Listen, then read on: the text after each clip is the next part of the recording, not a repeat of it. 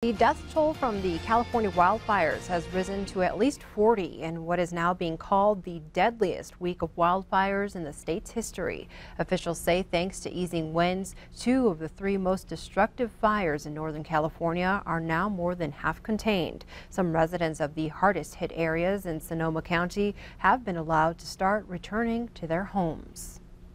Search and rescue operations are underway north of New Orleans after an explosion at an oil rig injured 7 workers, with an 8th worker still missing.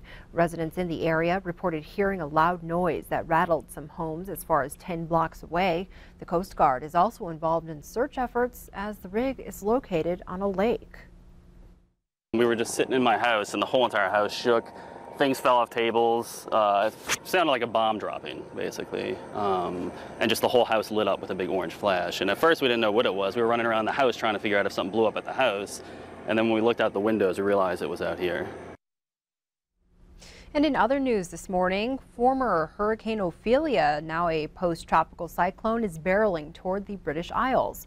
The UK's National Weather Service says many areas across Western Europe will get damaging winds today. Authorities ordered all schools in the country to close. It's the most severe weather event to hit Ireland in more than a half-century. In local news, residents of Huntley Project are mourning the loss of a cherished community member. Kurt Kautz, the head coach for girls basketball at Huntley Project, was killed in a crash over the weekend. The crash occurred on Interstate 94 Saturday night, just outside of Billings. The Montana Highway Patrol says the flatbed pickup truck was heading east on I-94, about 2 miles east of I-90 around 9:20 p.m. Kautz overcorrected, went through the median, and rolled. The pickup came to rest on its roof on the shoulder of the westbound lanes. It's unknown why Kautz overcorrected. The crash is under investigation. Kautz is a Huntley Project graduate. He was also a former football and track coach at Billings Central. The district will have support services established and available for students and staff in the upcoming days. Now we go to the western side of the state, where 2 small earthquakes shook residents near Lincoln over the weekend. The U.S. Geological Survey says just before 8 o'clock Saturday night, a 3.9 magnitude earthquake hit just outside of Lincoln, followed by a 3.4 magnitude earthquake shortly after. The 2 earthquakes shook about 8 miles southeast of the town.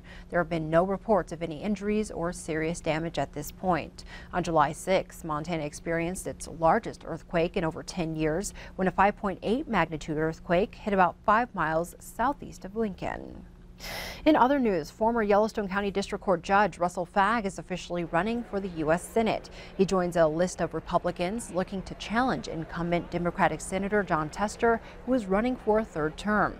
Fagg made the announcement on Saturday at the Billings Flying Service, where he said he hopes to bring his Montana heritage, family values, and background as a judge to Washington. His focus will be creating more jobs for Montanans and balancing the budget. Fagg, who served 2 terms in the Montana legislature before being elected judge, was made the announcement after months of speculation. I have no special talents, and I'm the first one to acknowledge that.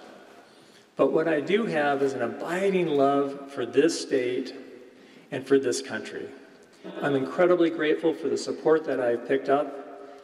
I would like to earn your support, and I'd like to do what I can to try to get us back on track to achieve the American dream. If we can do that, all these other issues will start to, if we give people the chance to help themselves, these other issues will take care of themselves. There are 4 other Republicans also seeking the GOP nomination. Meanwhile, at the state capitol, it was a day to educate the world about blindness while promoting equal opportunities for those who are blind or visually impaired. During National White Cane Day on Sunday, members from the Montana Blind and Low Vision Council, Montana Association for the Blind, and the National Federation for the Blind in Montana held signs as they walked around the capitol.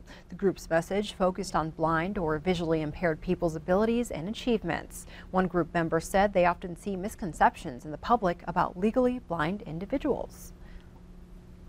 I am a certified orientation and mobility specialist. Most of the time when we think about blind people, we think about people who are totally blind. And I think that if the sighted public could simply be more aware of that reality, it would be very helpful. Back here in Billings, a photo shoot came together over the weekend in memory of a Billings car enthusiast. With Chinook helicopters at Billings Flying Service as the backdrop, models and photographers worked together on Sunday to create a calendar for Ed Randash, who died 2 years ago. Ed owned a car business and classic cars. The plan is to print about 5,000 calendars for sponsors to give away at their businesses. He was just a nice guy. Not only did he do car shows and he did a lot of car functions, but he also drag raced. So everything that was car related, he kind of had some foot in the door at every sport that was car related. We tried to find a unique backdrop that kind of gave us a street strip performance car calendar venue, and the helicopters just seemed to kind of fit that with the horsepower and the coolness of them. And we thought it'd be fun to do one with our local cars. It'd be way more appealing and way neater to have, and something I hope that people would keep on their wall for years, even when it's expired. And William Howe hopes to make this an annual project.